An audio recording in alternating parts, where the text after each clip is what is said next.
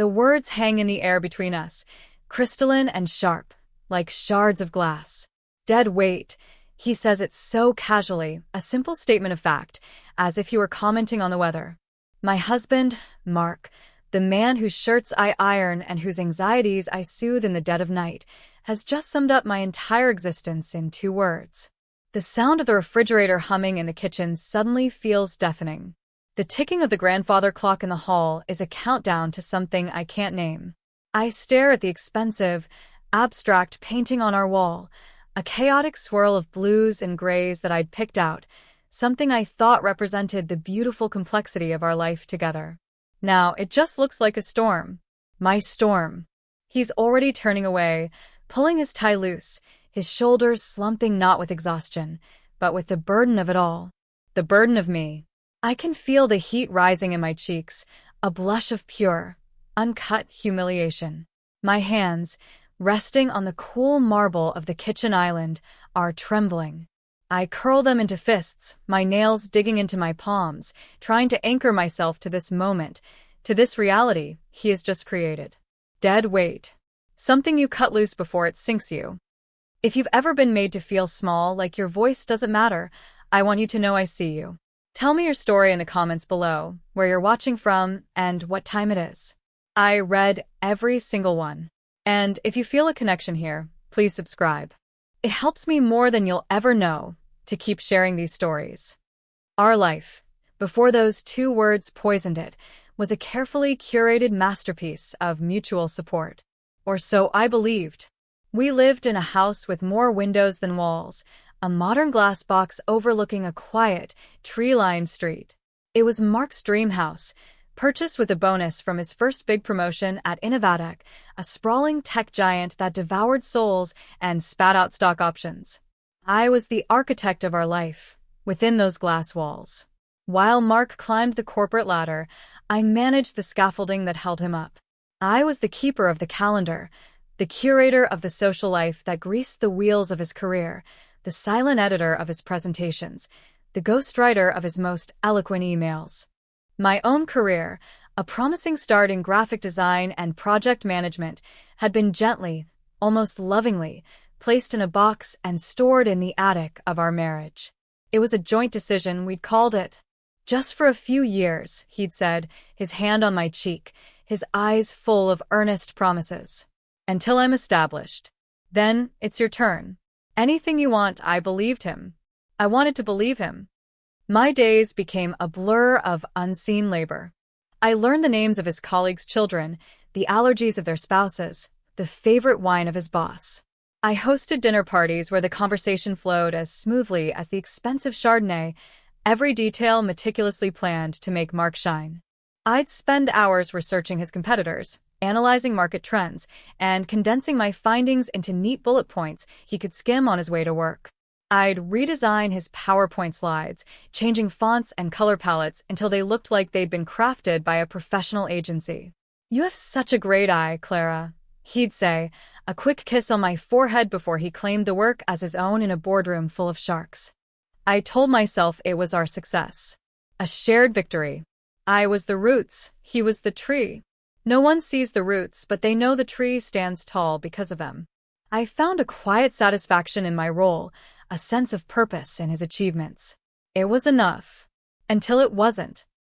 The promotion that changed everything was the Vice President of Strategic Innovation. It was a massive leap, the kind that puts you on the map. And I had been instrumental in him getting it. For 6 months, our home had been a war room.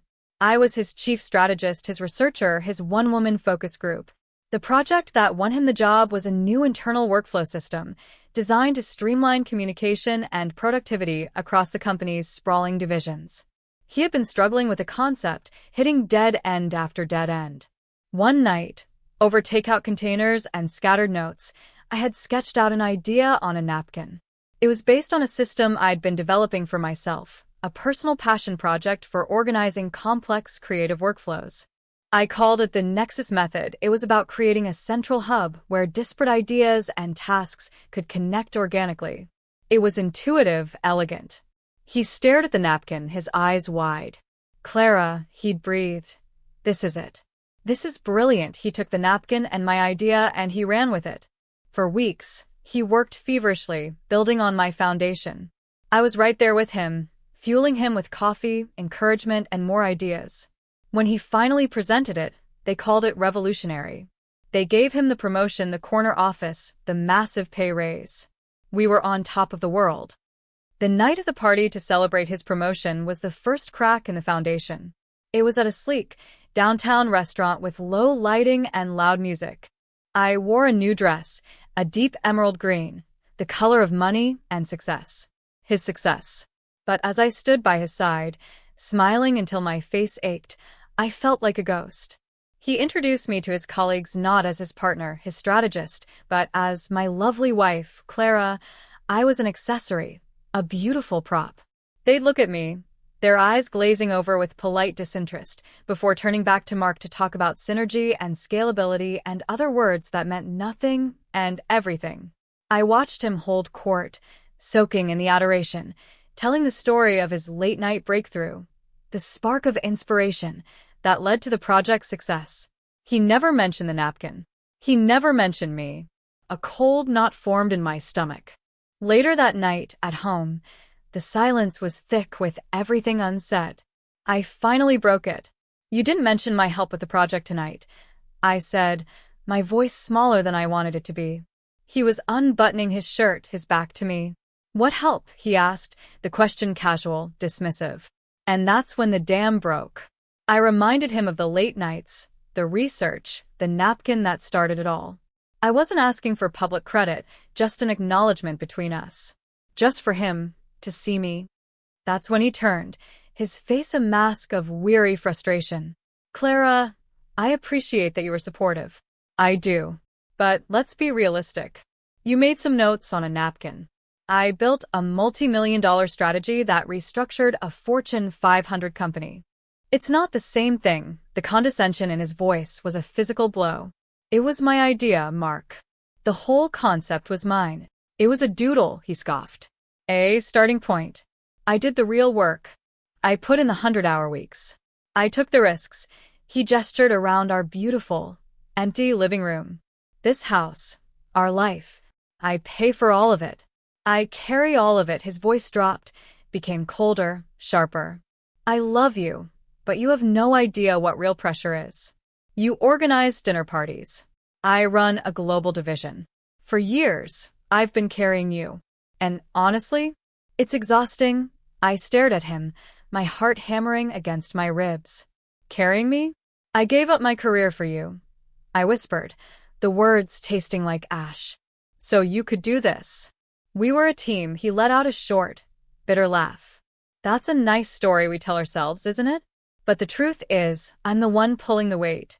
All of it." He walked to the bar, poured himself a whiskey, and looked me dead in the eye. "I need a partner, not dead weight." And there they were. The two words that ended our marriage. I just didn't know it yet. The days that followed were suffocating. The house, once my sanctuary, felt like a cage. Every object, every piece of furniture, seemed to mock me. The sleek espresso machine I'd researched for weeks, the ergonomic office chair I'd insisted he buy for his home office, the very air I breathed, it was all paid for by the man who saw me as a liability. The silence between us was a living entity, heavy and oppressive. Mark moved through the house like a stranger, his focus entirely on his new role. He was up before dawn, on conference calls with Europe, and home long after I'd gone to bed, reeking of stale coffee and ambition. When we did cross paths, his interactions were perfunctory, his gaze distant. He'd ask if I'd picked up his dry cleaning with the same tone he used to ask his assistant to schedule a meeting. The intimacy we'd shared for a decade evaporated, leaving behind a cold, sterile courtesy. I felt myself shrinking. His words had planted a seed of doubt in my mind, and it was growing like a weed, choking everything else. Was he right? Had I become complacent? Had I lost the ambitious, creative woman I once was? I'd look in the mirror and see a stranger with tired eyes and a forced smile. I tried to fight it. I tried to reconnect. One evening, I made his favorite meal, braised short ribs, a dish that took 6 hours to prepare. I set the table with our best china, lit candles, and put on the jazz music he loved. I wanted to remind us of the couple we used to be. He walked in, saw the table, and his face tightened. "Clara, I appreciate the effort, but I have a deck to finish for the Asia-Pacific team. I'm just going to grab a sandwich." He didn't even look at me as he walked past the perfectly set table and into the kitchen. I stood there, the scent of rosemary and red wine filling the air, and watched him make a turkey sandwich. He ate it standing over the sink, scrolling through emails on his phone. I blew out the candles one by one and scraped the beautiful meal into the trash. Each movement felt heavy, symbolic. I wasn't just throwing away food. I was throwing away the illusion of our partnership. My attempts to be seen were just an inconvenience to him, a distraction from his real work. My world had become so small, revolving entirely around his. My friends were the wives of his colleagues. My schedule was dictated by his social obligations. With him gone, I was adrift. I started spending hours in the attic, surrounded by the ghosts of my former life. I opened the box that held my old portfolio. The designs were still sharp, the concepts still innovative.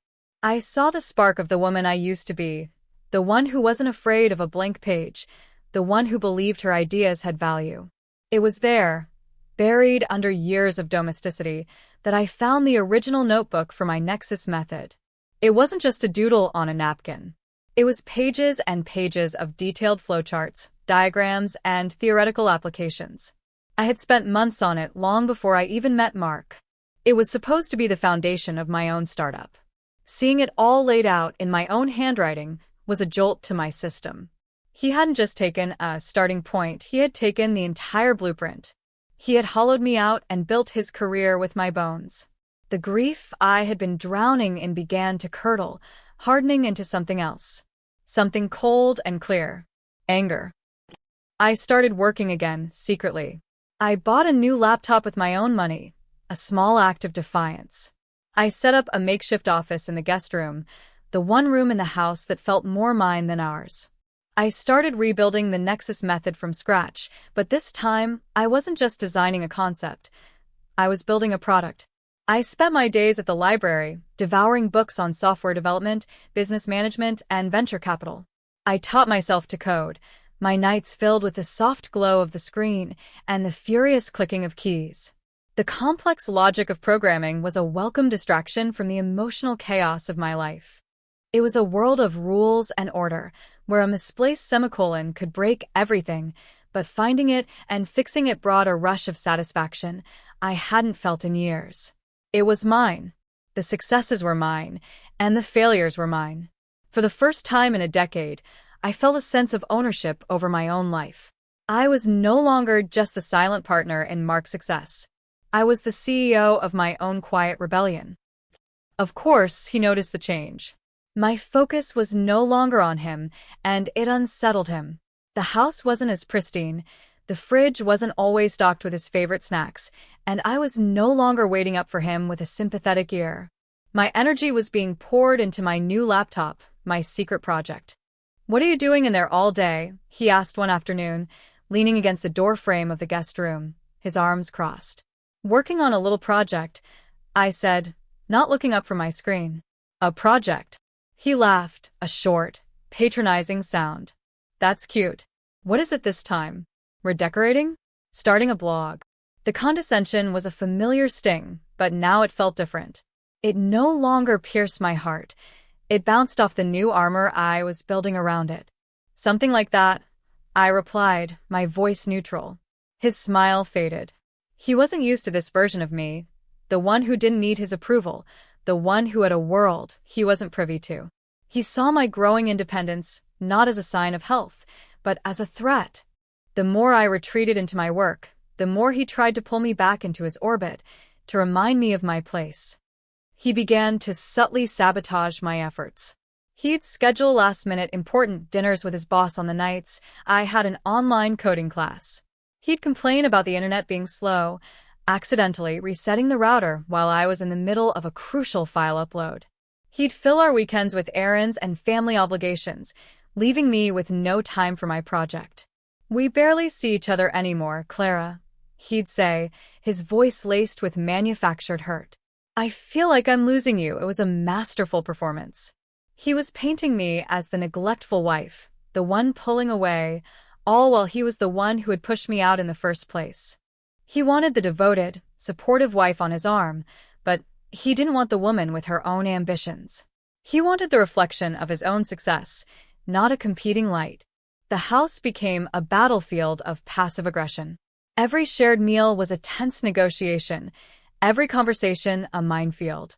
I learned to work in the dead of night, after he was asleep, the house silent except for the hum of my laptop and the frantic beating of my own heart. I was fueled by caffeine and a cold, burning rage. He thought he was carrying dead weight. He had no idea I was building wings. My one lifeline was my old college friend, Sarah. She was a powerhouse lawyer who had never bought into the myth of my perfect life. I finally broke down and told her everything, the dead weight comment, the stolen idea, my secret project. I expected sympathy, maybe some outrage on my behalf. Instead, she was practical. "So, what's the plan, Clara?" she asked, stirring her coffee, her gaze sharp. "Are you going to build this thing for real, or is this just therapy?" Her words were blunt, but they were what I needed. "I want to build it," I said, the words surprising me with their certainty. "I want to launch it as a real company," Sarah leaned forward. "Okay. To do that, you need a business plan, a prototype, and funding. You're creative, but you don't know this world. You need to be smart about this." "He will crush you if he finds out before you're ready," she was right. Mark had resources, connections. I had a laptop and a grudge. Sarah became my unofficial advisor. She connected me with a patent lawyer to protect my intellectual property. She introduced me to a friend of a friend who was a software engineer who agreed to look at my code and help me build a working prototype in exchange for a small stake in the company. The pressure mounted. My savings were dwindling, poured into legal fees and development costs. Mark, sensing my financial strain, tightened the purse strings. He started questioning every credit card charge, asking for receipts for groceries. "We need to be more careful with money, Clara," he'd say, looking over the statements. "My salary is huge, but so are our expenses. We can't afford frivolous things right now, frivolous things. Like the software licenses I needed. Like the fee for the business registration." He was trying to financially cripple me, to make me so dependent that I'd have no choice but to give up my little project and return to my role as Mrs. Mark Trenton. It was a suffocating, terrifying time. I felt like I was holding my breath, waiting for the moment it would all come crashing down. Every time his car pulled into the driveway, my stomach would lurch, convinced he had somehow found me out. The house was no longer a home. It was enemy territory. I was an operative living behind enemy lines, my laptop my only weapon. The moment that changed everything came on a rainy Tuesday afternoon. I was looking for an old tax document in Mark's home office, a room I usually avoided. As I rummaged through the filing cabinet, my hand brushed against a folder labeled Project Chimera, the internal code name for the workflow system he had created. Curiosity got the better of me. I pulled it out. Inside were printouts of his early proposals, Gantt charts, and meeting minutes. Tucked in the very back was a piece of paper that made the air leave my lungs. It was the napkin. My napkin. The one from that night, with my handwriting, my diagrams, my idea. And in the top right corner, in Mark's neat corporate script, was a date. It was dated 2 full weeks before the night he'd claimed his late-night breakthrough. He hadn't just been inspired by my idea. He had been sitting on it, waiting for the right moment to steal it and present it as his own. But that wasn't the worst part. Scrawled in the margins, next to my diagram of the central nexus hub, he had written a single, chilling note. Too complex for C to grasp fully. Good bones, but needs a professional to execute. C. He had reduced me to a single initial. He had looked at my fully formed concept, a concept born from my own professional experience and intellect, and dismissed me as too simple-minded to understand my own creation. He saw me as raw material. Good bones. Something to be stripped for parts. The dead weight comment hadn't been a moment of anger. It was a core belief. It was how he truly saw me. In that moment, something inside me shifted, a tectonic plate grinding into a new position. The hurt, the sadness, the anger, it all burned away, leaving behind a terrifying, liberating clarity. I was no longer the heartbroken wife trying to reclaim her identity. I was a founder whose intellectual property had been stolen. This was no longer a marital dispute. It was a corporate one. I carefully placed the napkin back in the folder, slid the folder back into the cabinet, and walked out of the room. The rain was lashing against the glass walls of our house, but inside, I was perfectly calm. The storm was no longer outside. It was in me, and I was about to make landfall. My strategy shifted from defense to offense. I was no longer just building a business, I was building a case. I took a photo of the napkin with my phone, the date and his condescending note clearly visible. I started documenting everything. I combed through old emails, finding the ones where I had sent him articles on workflow efficiency and user interface design. I found my old notebook, the one from before I even knew him, with the first fleshed-out concepts of the Nexus method. I was creating a paper trail, a mountain of evidence that would prove ownership of the idea. My work on the prototype intensified. I was no longer just coding, I was reverse engineering his failure. I knew the system he had implemented at Innovatech because I knew my own work. And I knew the corners he would have cut, the elegant complexities he would have flattened because he didn't understand their purpose. He had taken my blueprint but had no idea how to read it properly. He built a house with no foundation. My product, Nexus, would be the skyscraper next to his crumbling shack. The financial pressure was immense. I sold my grandmother's jewelry, a pearl necklace I had sworn I would keep forever. I cashed in the few savings bonds I had in my own name. Every dollar went into the business. I was running on fumes, both financially and physically. The weight loss was noticeable, the dark circles under my eyes permanent. Mark, of course, framed it as a sign of my emotional distress. "I'm worried about you, Clara," he'd say, his voice dripping with false concern. "You're not eating. You look exhausted.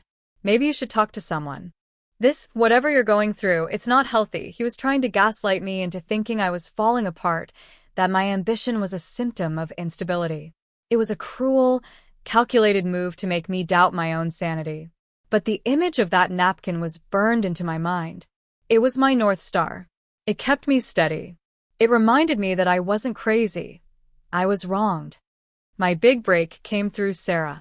Her firm represented a small, boutique venture capital firm called Artemis Ventures. They were known for investing in female-founded startups and disruptive technologies. It was a long shot, but Sarah managed to get me a meeting. A 15-minute slot on a Friday afternoon. I had one chance to convince them that a suburban housewife with no recent work experience had designed the next big thing in enterprise software. The days leading up to the pitch were the most intense of my life. I barely slept. I rehearsed my presentation in front of the mirror until my voice was hoarse. I tweaked the prototype, fixing bugs and polishing the user interface until it was flawless. I lived on coffee and the adrenaline of pure, unadulterated terror. The night before the meeting, Mark came home early. He found me in the guest room, surrounded by printouts and empty coffee mugs. He didn't look angry. He looked disappointed, like a father dealing with a rebellious child. "Clara, we need to talk," he said, closing the door behind him. "This has gone on long enough." He sat on the edge of the bed, his hands clasped between his knees. "I know you're unhappy, and I know I'm partly to blame. I've been under a lot of pressure at work. I haven't been the husband you deserve." It was the classic apology tour, the one designed to disarm and de-escalate. I said nothing. I just watched him, my face a blank mask. He took my silence as an invitation to continue. "I miss you," he said, his voice soft. "I miss us. I want my wife back.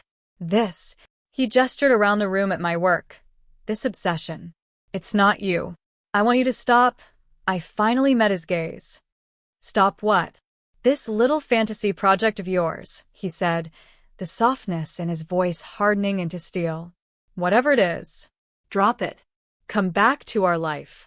Be the supportive wife I need right now. The wife I fell in love with." There it was. The ultimatum. He wasn't asking for a partner. He was demanding a subordinate.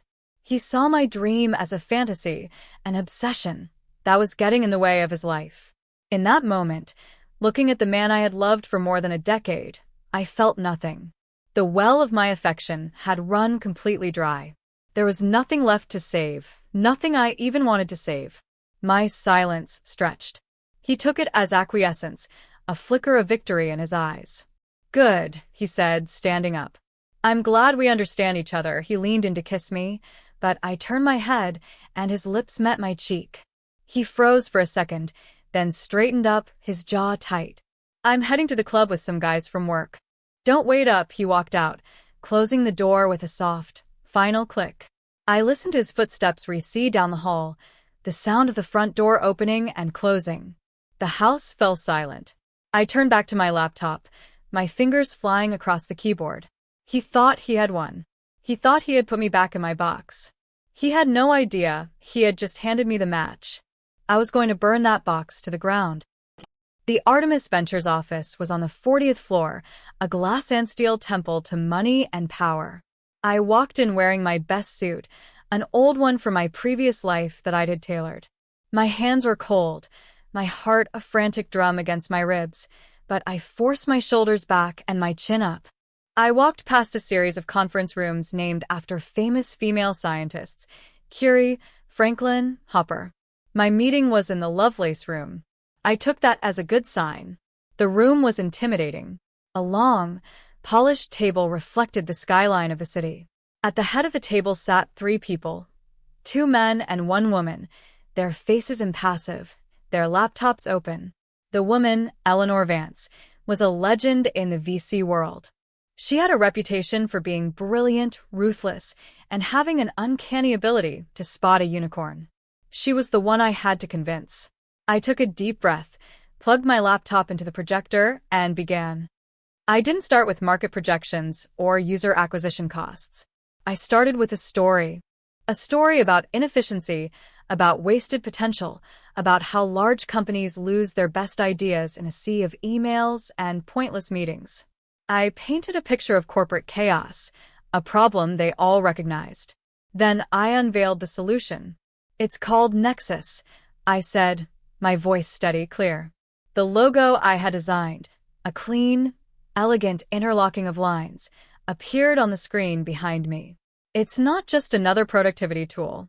It's an intuitive ecosystem for ideas." I walked them through the prototype. I showed them how it integrated communication, project management, and resource allocation into a single, seamless interface. I demonstrated the central hub, the part of my design Mark had never understood, which used a proprietary algorithm to identify connections between different projects and people, flagging opportunities for collaboration that would otherwise be missed. I could see their expressions changing. The polite disinterest was replaced by focused curiosity. They started leaning forward, asking sharp, pointed questions. I answered every one. I knew my product inside and out. I knew my market. I knew my competition. Eleanor Vance hadn't said a word the entire time. She just watched me, her eyes narrowed, her expression unreadable. Finally, as my time was running out, she spoke. "There are a lot of players in this space," she said, her voice cool and measured. "Your biggest competitor would be Innovatech. They just rolled out a massive internal system company-wide. It's clunky, but it has the advantage of being developed by a behemoth. Why would any of their clients switch to an unknown startup?" This was the moment, the question I had been preparing for. "Because their system is fundamentally flawed," I said, my voice ringing with a conviction that surprised even me. "It's a top-down, rigid structure that stifles the very innovation it claims to promote. It's a house built on a weak foundation." I paused, letting the words hang in the air. "I know this because I have the original blueprints for that foundation. And I can tell you, the architect made some critical errors in the construction." A flicker of interest in Eleanor's eyes. "That's a bold claim. I have the evidence to back it up," I said simply. I didn't show them the napkin. I didn't need to. The confidence with which I spoke was enough. I had just told them, without saying it, that I had an inside track, that I had a weapon. Eleanor Vance held my gaze for a long moment. A slow smile spread across her face. "Send us your full business plan," she said. "We'll be in touch." The call came 3 days later. They weren't just funding me. They were giving me more than I asked for, along with access to their network of engineers, marketers, and legal experts. They were going all in. The day the wire transfer hit my new business account was the most surreal day of my life. I looked at the number on the screen, a number with so many zeros it seemed fake. It was more money than I had ever seen. It was freedom. It was power. It was ammunition. That same day, I moved out. I packed 2 suitcases, my laptop, and the box containing my old life. Mark came home to a half-empty house and a note on the kitchen island. It contained only 2 things: the name of my new lawyer and a copy of the check from Artemis Ventures. The next 6 months were a blur of relentless work.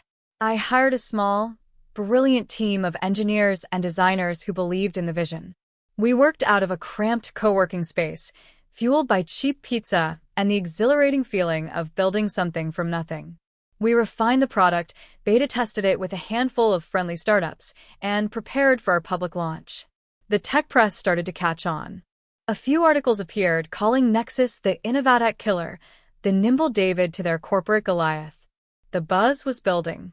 All the while, I heard nothing from Mark. Through Sarah, I knew he was alternating between blind panic and dismissive rage. He told their mutual friends that I was having a midlife crisis, that I had stolen his money to fund a vanity project that was destined to fail. He was trying to poison the well, to discredit me before I could even get started.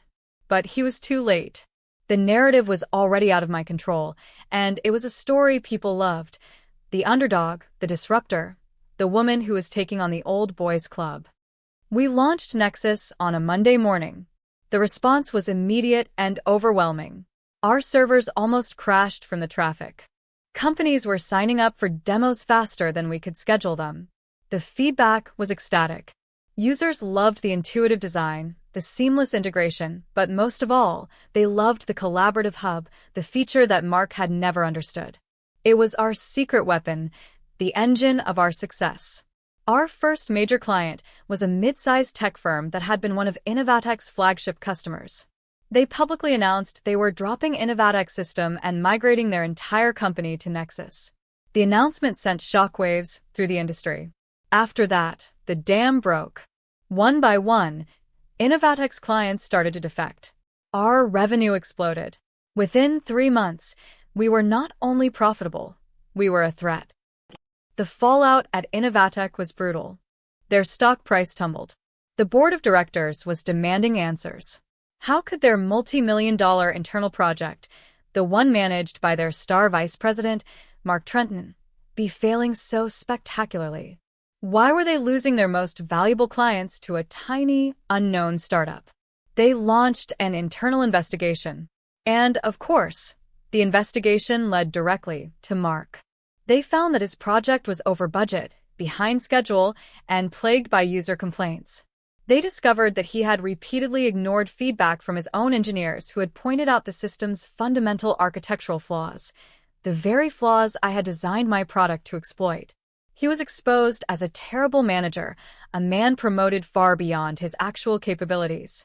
He had risen to the top on a stolen idea, and without the original creator there to guide it, he had flown it straight into the ground.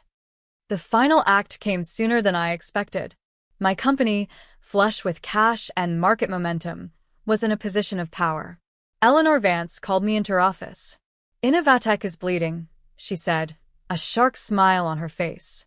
"Their innovation division is toxic. The board wants to cut their losses. They're looking to sell it off for parts." She paused, letting me connect the dots. "I think we should buy it." It was an audacious, savage move. We wouldn't just beat our competitor. We would devour them.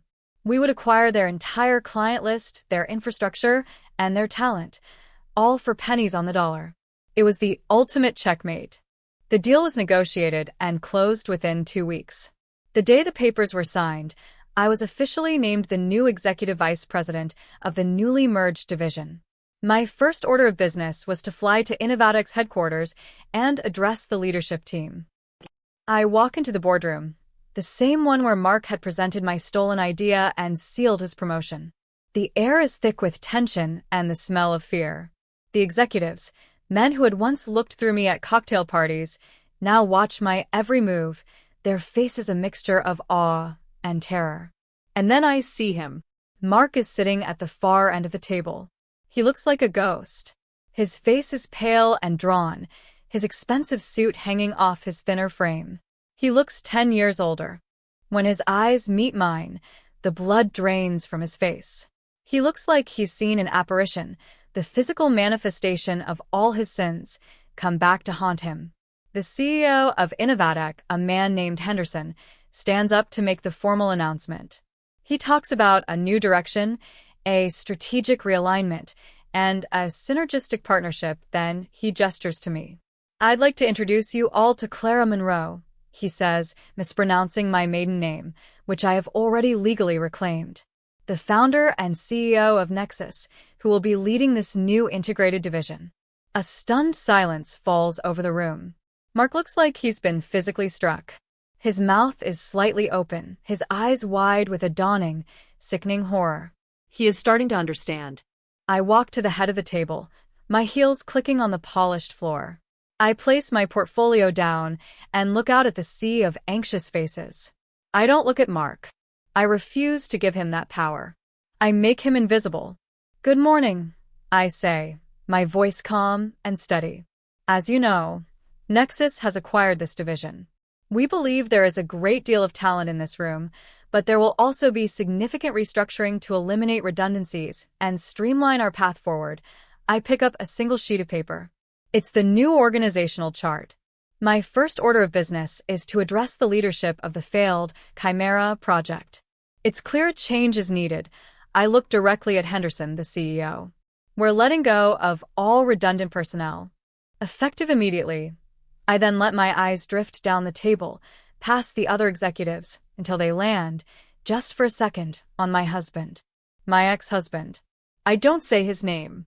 I don't have to. I just look at him. And, in that one look, he understands. He is the redundancy. He is the dead weight. The man who had carried everything is now the one being cut loose. He just sits there, frozen, as his entire world collapses around him, brought down by the woman he had so carelessly thrown away. In the aftermath, there was no dramatic confrontation. He was escorted out of the building by security, carrying his life in a small cardboard box. He didn't look at me as he left.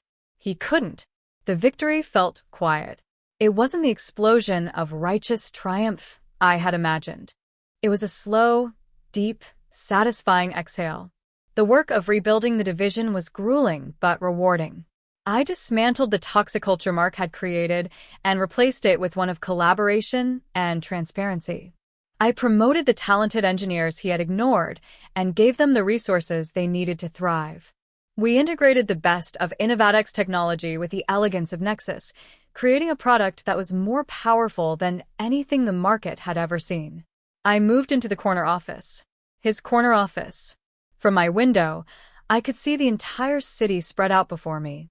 Some days, I felt like the queen of my own, newly conquered kingdom. Other days, I felt the ghost of the life I'd lost. The success wasn't a magic cure. It didn't erase the years of feeling invisible, the sting of his betrayal, or the memory of those 2 words.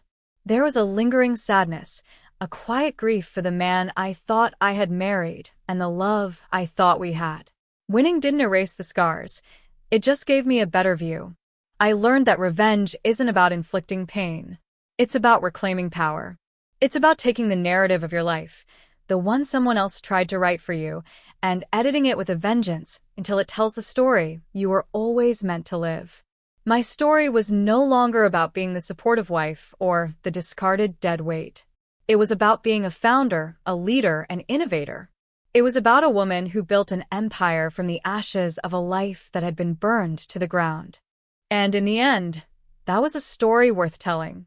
I sit here now, in the quiet of my office long after everyone else has gone home, the city lights twinkling below like a fallen constellation. The pain is a part of my history, a chapter in my book, but it is not the whole story. The best part is yet to be written. And this time, I'm the only one holding the pen. They say success is the best revenge, but sometimes it's just about finding your own voice again after someone tried to take it away. If this story resonated with you, I'd love to hear about the moment you found yours. Let me know in the comments. And subscribing helps bring more of these to life. Thank you for being here with me.